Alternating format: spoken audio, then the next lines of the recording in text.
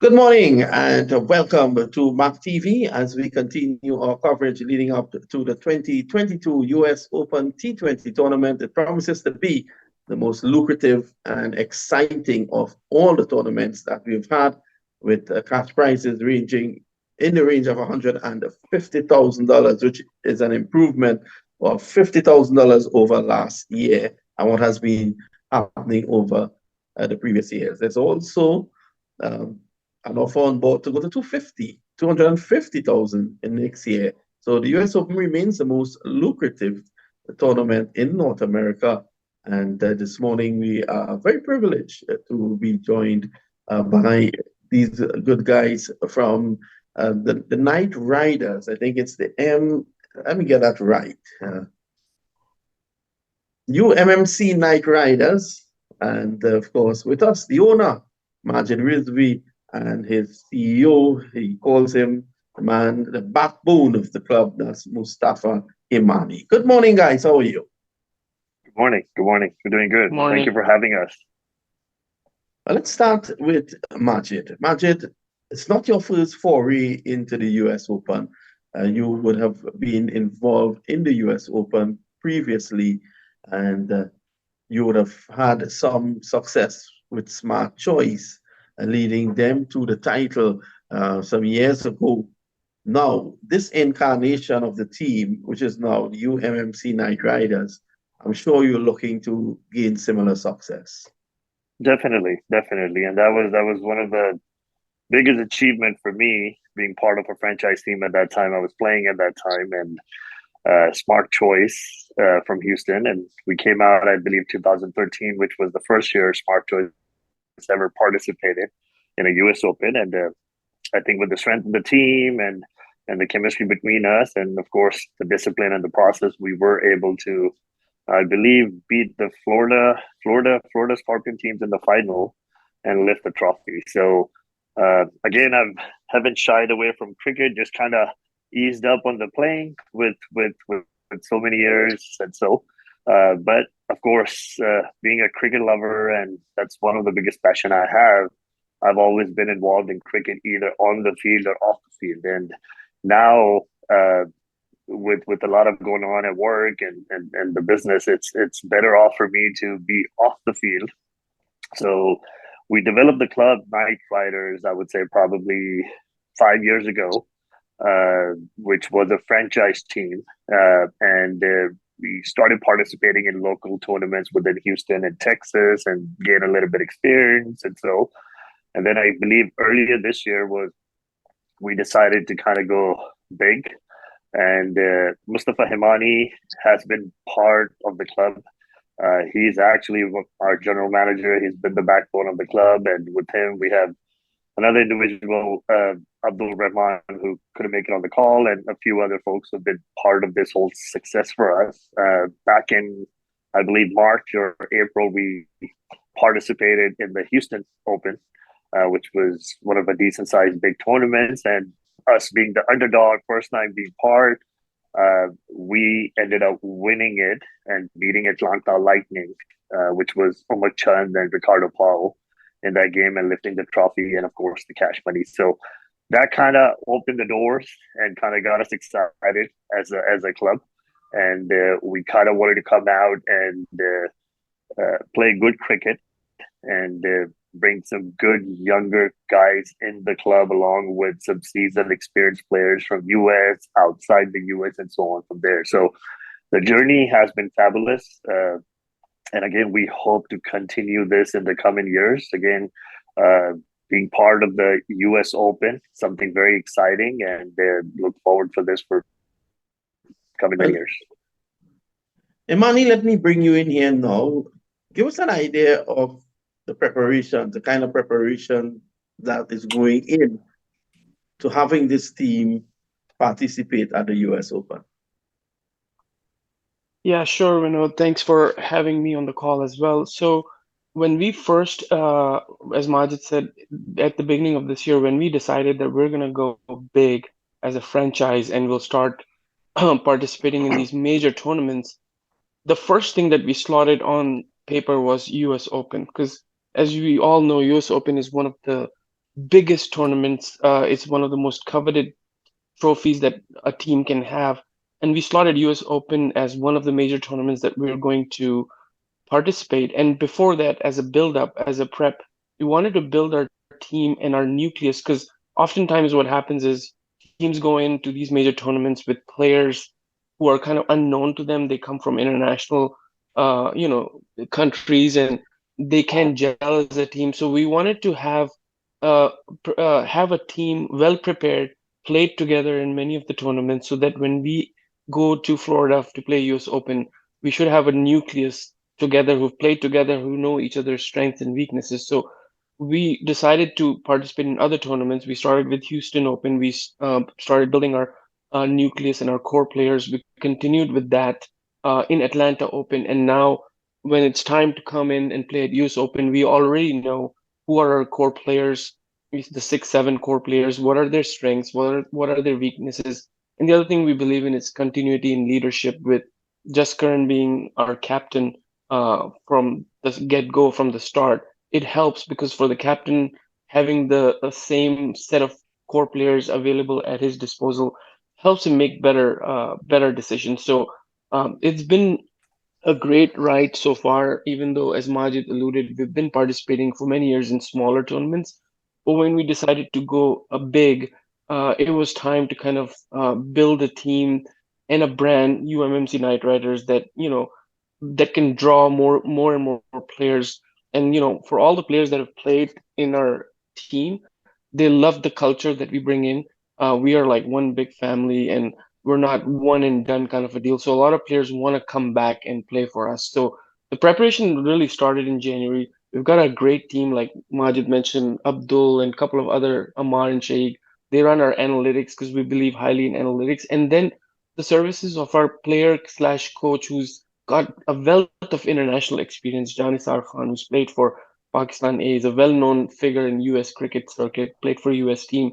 His insights about the players, his coaching abilities and skills, that helps our team. So, having a proper structure in place will definitely translate into positive results on the field. We just don't want to assemble the team 2 days before a major tournament and go and perform. And you see most of the time those teams are not successful. So that's how we've kind of envisioned this and prepared for this major tournament. Excellent indeed. And you seem to have a very good structure. Let me get back to Majid Rizvi now. Majid, you seem to have put together a proper structure for this franchise. Yes, yes. So initially, like I said, starting, I always believe in having the strong roots. And in fact, within Houston, we have had the club Riders, Houston Riders, which is basically, I would say, our fundamental base for this. And I started the club with my brother back in, I believe, 22 years now. And we're probably one of the oldest clubs in Houston. And I guess when we realized, like Himani was mentioning, we wanted to go ahead and go at the bigger level, create a franchise. And of course, we kept the same name Riders, but added a Knight Riders in it, which was a couple of years ago. But as far as going and developing the structure, we believe, again, in consistency, discipline, and a process. And that's one of the things that I believe Himani echoed on. That is, as he said earlier, we've kept the same captain for quite a few tournaments. The same squad, I would say, to an extent, 70-75% of the same guys. And the idea is to bring them together, gel them, make one strong unit, and kind of go out and basically enjoy, first of all, because it's cricket, of course, and everybody does it because they love it. And then secondly, of course, we do want to see results, right?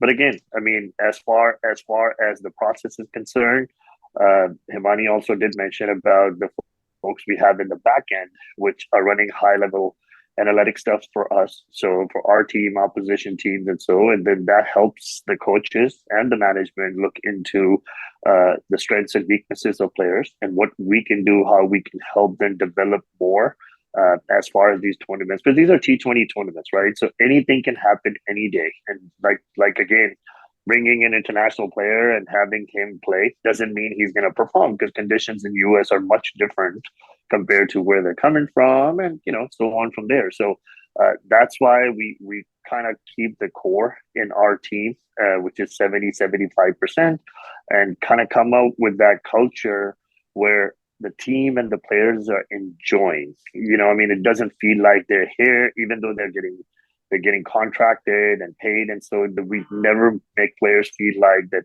this is a job for them. We make them feel like coming here, it's part of a family, and they're coming and enjoying cricket. As long as you enjoy cricket, results usually follow. I'm impressed with your structure, Majid. I'm impressed with your thinking, and I think that this club has very, very far to go. And I think you'll be a great addition to the US Open.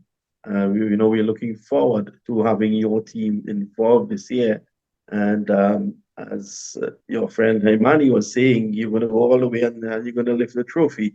He says that you will have the winning formula in your back pocket, and you're going to take it out and give it to the players. You mentioned, though, that the number of players. I want to agree with you, because I'm from the West Indies, and I want to agree with you that you bring players in, not necessarily they will perform to the standard you would like, because, of course, varying conditions. In America, the ball normally comes quicker onto the bat on those AstroTurf pitches. Thankfully, this tournament will be played at the Central Broad Regional Park, which is a turf strip, where most of the, let's say for a fact, the West Indian players, most of them come up on turf pitches. So I take that point. Another point, though, with the International Cricket Council having to sanction this tournament, some teams, I was speaking to headquarters this morning, and some teams are yet to declare their players. Now, it's a process. The ICC will then have to vet these players before they can grant US Open, full sanction. I hope, given the professional standard that you guys are setting, that you are already onto that. Yes, I will actually let Himani answer that question, because he has been hands-on involved in that process, from contracts to NOCs and dealing with different boards and so through ICC. So Himani, go ahead and take that one. Well, Himani, he left that one outside the off stump for you to deal with. Well left to the keeper. No, it's a good point. I think your question was kind of had a couple of points. So as far as the AstroTurf and then the natural turf, that US Open, it's a good point that a lot of international players, when we scout our players especially who come from outside the country, we want to make sure that they're players, not just international players or known players, but also a lot of domestic players who haven't gotten a chance. Some of the youngsters that they've played on these wickets in their respective countries, who've experienced and who can prove, because it's important for us to kind of get, and because of the social media and the global coverage of all these domestic tournaments, it's a lot easier to find out what they've done, what they've accomplished, to run the analytics, first of all. And also, they're used to playing on these surfaces, and we don't want to bring them from those surfaces where they've been successful and bring them on AstroTurf. So US Open being played on these in the stadium it's a plus point. And over the years, what I've also noticed with US Open improving, as you mentioned early on, it's improving on the monetary side with 150K. One thing also that I've seen over the years with my watching US Open, or even participating to some extent, is they've actually put a lot of emphasis on quality rather than quantity. I remember there was a time when there used to be 40 plus teams playing in US Open, but now you've kind of clamped down into 12 quality teams. So now, as you've seen in the last few years, a lot of good players are coming and playing. So no team is a weaker team. Anybody can win the championship because the talent is not diluted. As far as the NOC and ICC approved and sanctioning is concerned, obviously, any tournament which is USAcricket and ICC approved, gets kind of 5-star once the blessing is there. Obviously, the stature of the tournament, goes big. But when we look for players, we're also looking for players who've either got an NOC or players who've kind of been out of contention to play for the national teams, but are available may not require NOCs or already have NOCs to play. So we kind of target those players because we've had some experiences, but not as much in the past tournaments that, you know, one or two players have dropped out because either was not sanctioned or NOC was not given. But, you know, obviously that's where the preparation and homework comes into play, and a team comes into play where you always have a backup available, you know, at the 11th hour, and when you don't have your major player available, you have an equally good backup available. So that kind of goes in with the strategy that you put in place with respect to recruiting players and making sure that, you know, if something like this unforeseen happens where you don't get an NOC for a player or sanctioning is not there, that's why a player cannot participate, then you just exercise your backup option. So that's what we've been Excellent. doing so far. Excellent. Gentlemen, I want to thank you for being with us. I'll tell you something. I like what I heard this morning, and the UMMC Knight Riders will be one of my favorite teams going into the tournament. I wish you all the best. Continue to work for cricket. And I can tell you that UMMC Knight Riders' involvement at the US Open will make the tournament all the more richer. Thanks a lot. Thank you. Thank you so Thank much you. for having us. Thank you so much for having us. Take care, guys. See you in Bye. Florida. Thank you. Bye. Bye-bye. Definitely.